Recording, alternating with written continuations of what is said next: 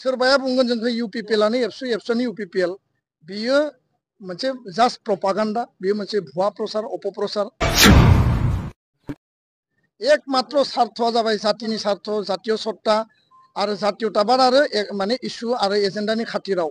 आरो जायफोरा दिनै दावराव अमरमोन बिथांमोना बुंदों आं नाम लानो साना बिथांमोनाबो सासे सासे संग्रामि दैदेनगिरिमोन मोनसे समाव इलेक्शनाव बाहागो लानायखौ बड'फानि आन्दलन बिनि उननि आन्दलनाव सोरबा अमर सिं आरो दावराव देख्रेब मोनानो एबसुआव थानानै बै समाव खामानि मावदोंमोन आरो खामानि मावनानै इलेक्शनाव बिसोरनो बाहागो लादोंमोन दा बेखायनो जाहाथे गासै रायजो राजाया डेम'क्रेसिनि गणतान्त्रिक देशनि भटिं जि राइट दङ बेखौ बिथांमोना जाहाथे एक्सारसाइज खालामनो हायो आरो भट केन्द्रनिफ्राय लानानै ल' एन्ड अर्डारनिफ्राय लानानै बाखि जिखिनि थासारि परिबेस दङ बिनि सायाव आङो दिनै उदिस लादों दुलाराय बर' फरायसा आफादनि आरो जोंनि गुबुन गुबुन वेल विजार्सफोरबो फैदों बेजों लोगोसे दिनैनि बे रिभिउ मिटिंनि उनाव दुलाराय बर' फरायसा आफादनिफ्राय आंनि जि मोनदांथि आरो बिश्वनाथ जिल्ला दुलाराय बर' फरायसा आफाद जोंनि दखराफोरनि रिपर्ट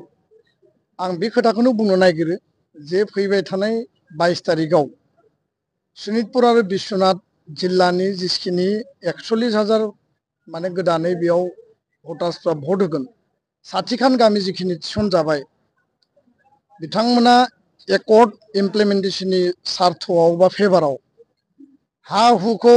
बिश्वनाथ जिल्लायाव 100% फरेस्ट राइट एक्टनि आन्डाराव प्राय 11,000निबो बारा बेयाव क्लियारलि होनाय जाबाय आरो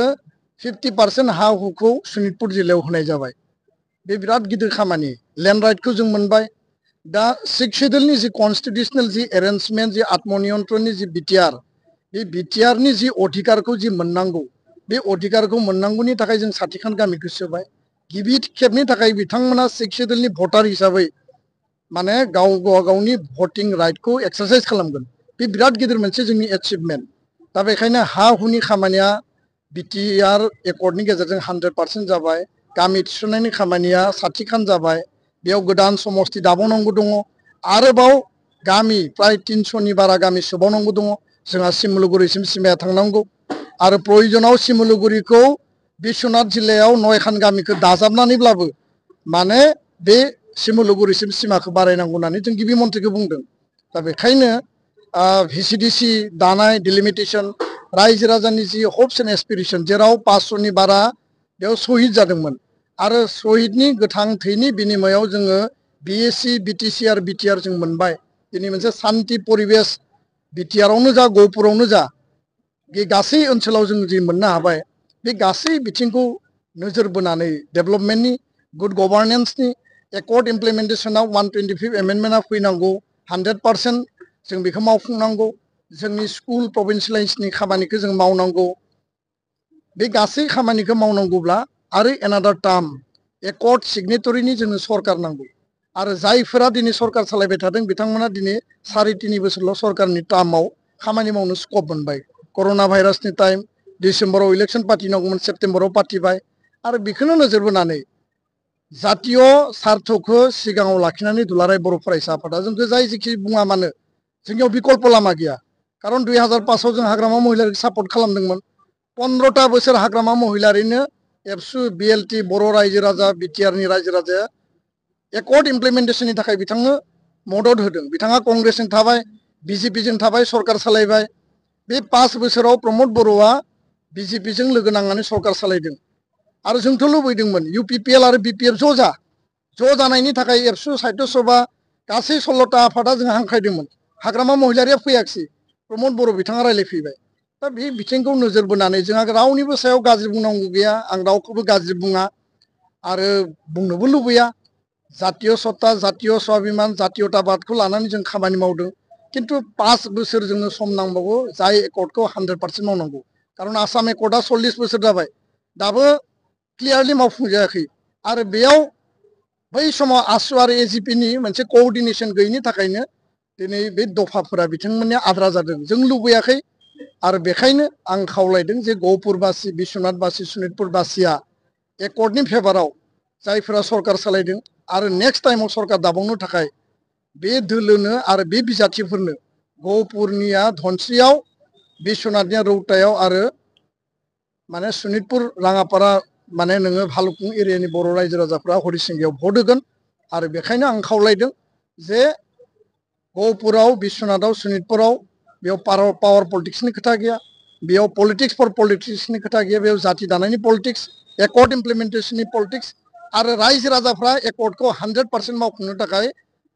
मोनसे क्लियार सेन्टिमेन्टजों भट होनानै दिल्ली आरो दिसपुराव मेसेज हरगोन जे बर' आइ आफा रायजो राजाया गहपुर सनितपुर बिश्वनाथाव आरोबाव गामि हाबजाबावनायखौ लुबैयो आरोबाव एकर्ड इमप्लिमेन्टेशन खालामनायखौ लुबैयो गोजोन्थों सार मोनसे आबुं आलादा राजखान्थि हान्जा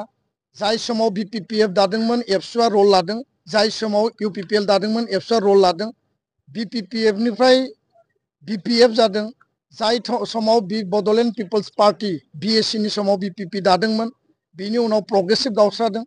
दुलाराय बर' फरायसा आफादा मोनसे गोरोबथानि उनाव बे काउन्सिलखौ जि आत्मनियन्त्रणनि जि 6 शिड्युलखौ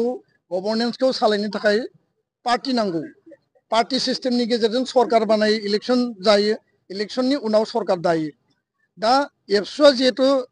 नन पलिटिकल अर्गेनाइजेशन जातीय छात्र संगठन जों जिहेतु सरकारबो नङा जों जिहेतु पार्टीबो नङा किन्तु जोङो रायजो राजानि स्वार्थनि थाखाय जातीय स्वार्थनि थाखाय आरो जातीय एजेन्डाखौ लांनांगौनि थाखाय पलिटिकल पेट्रनाइज नांगौनि थाखाय एकर्ड इमप्लिमेन्टेशननि थाखाय 2005 आव हाग्रामाखौ मदद होदों 2020 आव प्रमद बर'खौ मदद होदों एबाराव जोङो बिदों जे आरोबाव एनादार टार्मनि थाखाय माने एकर्ड सिगनेटरिनि जोङो सरकार नांबावगौ सोरबाया बुंगोन जोंखौ UPPLआनो एबसुनि UPPL बियो मोनसे जास्ट प्रपागान्डा बियो मोनसे भुवा प्रचार अपप्रचार एबसुआ इन्डिपेन्डेन्ट बिसायख'थियाव मालाबा बाहागो लाबोदों एबसुआ मालाबा जोङो पार्टी दादों मालाबा सरकार दानो समर्थन होदों एकमात्र स्वार्थआ जाबाय जातिनि स्वार्थ जातीय सत्ता आरो जातीयताबाद आरो माने इसु आरो एजेन्डानि खाथिराव आरो जायफोरा दिनै दावराव अमरमोन बिथांमोना बुंदों आं नाम लानो साना बिथांमोनाबो सासे संग्रामि दैदेनगिरिमोन मोनसे समाव किन्तु दिनै हानजायाव दङ हानजानि थाखाय खोथा बुङो हानजानि स्वार्थआवल' बिसोरो उकालति खालायो हानजानि स्वार्थआव सोरनिबा डिक्टेसननि थाखाय खोथा बुङो बिथांमोनानो जोंखौ फोरोंलांदों जे इलेक्शनाव बाहागो लानांगौ जातीय एजेन्डा जातीय स्वार्थनि थाखाय आरो पार्टी दानाय इलेक्शनाव बाहागो लानायखौ बड'फानि आन्दलन बिनि उननि आन्दलनाव सोरबा अमर सिं आरो दावराव देख्रेब मोनानो एबसुआव थानानै बै समाव खामानि मावदोंमोन आरो खामानि मावनानै इलेक्शनाव बिसोरनो बाहागो लादोंमोन दिनै जोंखौ बिथांमोना आसि थुबा जानाय नङा जोंथ' बिथांमोननि इयुन जेनेरेसन किन्तु बिथांमोना जोंनि पायनियारफ्रा जि रलखौ लादों दिनै जोंखौ जुदि आसि देखायोबा जातीय एजेन्डा जातीय इस्युखौ सोर फुलफिल खालामगोन बे खोथाखौ बिसोर सानाबासिनो गावसोरनि इन्टारेस्ट गावसोरनि स्वार्थ आरो सेल्फ इन्टारेस्टखौ लानानै जायफ्रा खामानि मावदों बिथांमोना बे खोथाफोरखौ बुङो आरो हाग्रामा महिलारनि जि खोथायाव बाथ्रायाव जिफोर दङ बे मोनसे मुखास्थ' स्ल'गान बिनि बादै बे जेबो नङा आरो बे स्ल'गानखौ गोदानै बे बुंनाय बाथ्रा नङा बे थांनाय 15-20 बोसोराव बेखौनो बुंगासिनो दङ बेखौ लानानै जोंहा गोसोआव गाज्रिबो मोननाय गैया बुंनांगौबो गैया आं नोंथांमोना सोंनायखाय बेखिनिखौ फोरमायबाय